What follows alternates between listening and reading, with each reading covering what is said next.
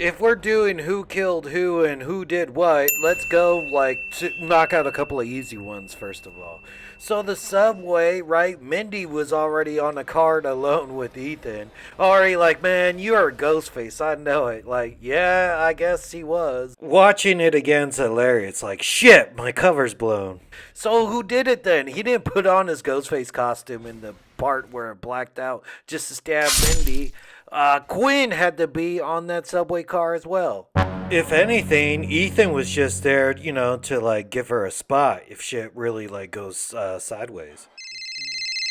During Gail's call, I think it's like sort of the same combination. It had to have been because at least like two Ghostface were in on this because one was on the phone and one took out the big black linebacker like boyfriend that she had at the time. That dude is so huge, you probably need some help with that.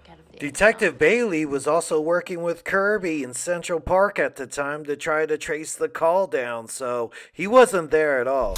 But that doesn't mean he wasn't on the phone. John Cena himself couldn't throw that dude that far. Oh man, that is some Ghostface wearing magic like Amber killing Dewey. But I think it's a double team, man. Both of them work together on throwing that, and this explains this pan hit right there. Boom.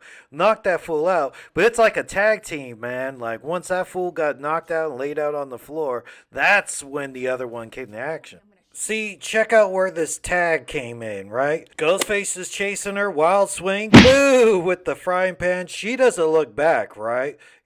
This is where the hot tag comes in, and then the new fresh tag team partner chases Gale. So that explains, I was like, man, how you take a pan hit that well?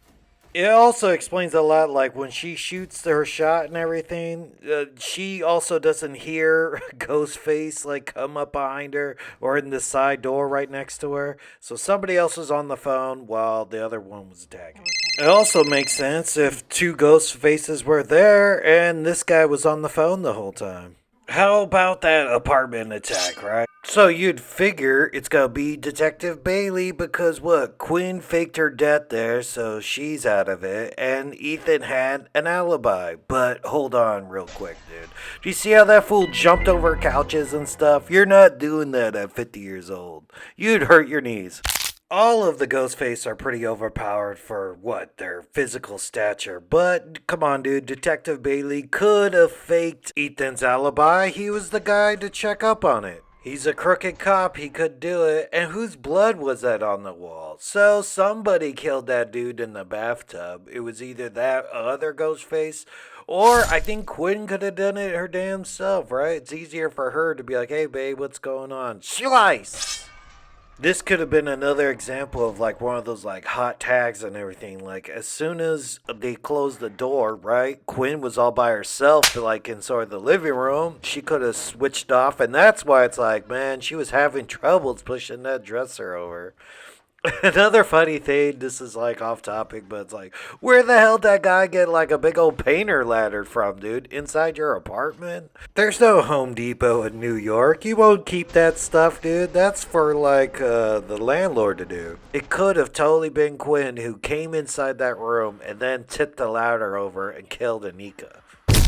Alright, I'll go out on a limb. I think this is going to be Quinn because Ethan had to hurry up and get back to his econ class so his alibi could work, possibly.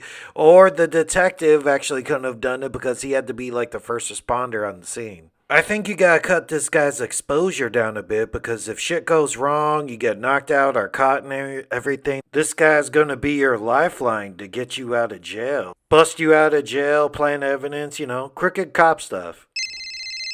The bodega scene. See, this could have been another double team one where actually somebody else was on the phone because he was right in the alley right by him. But this guy gets right up in his face, and I still think this could probably still be Ethan. I'm giving a lot to these to Ethan because, dude, that was really quick too. I just don't believe that could be like an old man. Or, I don't know, man, maybe these Ghostface are on adrenaline or the old Max gives you supernatural powers or something. Detective Bailey was probably working on the previous Ghostface killing case, and, Ethan could probably pull this off, man. He's tall and skinnier, he could have been on the wrestling team or something. This next one's the easiest one because it's like, who killed Samara Weaving? Yeah, dude, we know because the guy was on the phone and then he took off his mask like right afterwards. It was killed by that Jason dude. But who killed that Jason dude and chopped up Greg in the fridge? All right, this could have been any one of them. It was the opening kill, but I gotta at least give one to Bailey because Quinn had to get that ID off of Sam so he could plant it at the scene. I'll give it to Bailey. Plus, she might have been at the apartment getting railed at the time, so maybe that's her alibi.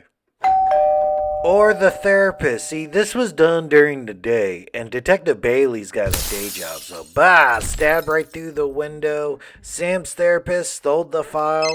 I say it could have been Quinn, right? She just stabbed the guy through the window. It's not like you gotta be super strong to pull that off. And pretty much, she's the only one that doesn't do anything during the day. Like, Ethan has school, Bailey has his day job as a detective, so she just gets railed all day and pays her rent. So I think it's her. Leave your comment below about how wrong I was in a couple of theories, or I'll gut you like a fish. Oh, damn it. Oh, shit.